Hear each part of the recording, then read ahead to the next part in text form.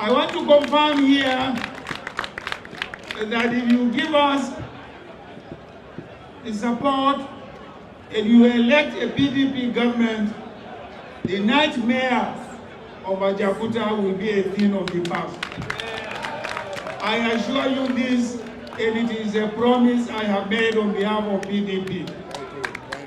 I also want to promise you that the issue of your inland port is not only a Kogi issue, it's the issue of all northern Nigeria. Because through the development of the port in Kogi, we also will have access to the maritime transportation in this country. So it is not Kogi matter, it's our matter for the entire north of this country. And I promise you that we will make sure we implement that program. Let me also assure you that if you vote for PDP, there will be no more salary arrears in Kogi State. Lie. Because we will support Kogi State to make sure that nobody is owed any salary. What I have seen from Obajana up to Lokoja is thousands and thousands of young men and women. We will give you jobs. If we don't give you jobs, we will give you businesses to do.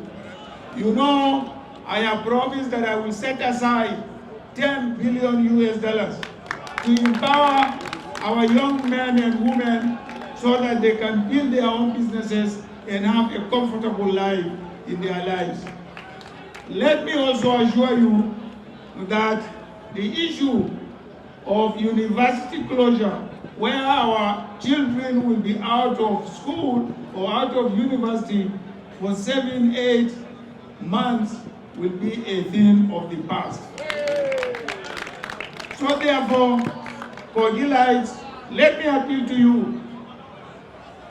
If you want all these issues to be resolved, PDP is your answer. Now, even look at Kogi State itself. Since the PDP stopped governing Kogi State, no development has taken place in the state. Is it not so? Yes. This stadium was built by PDP. Everything in Kogi was built by PDP.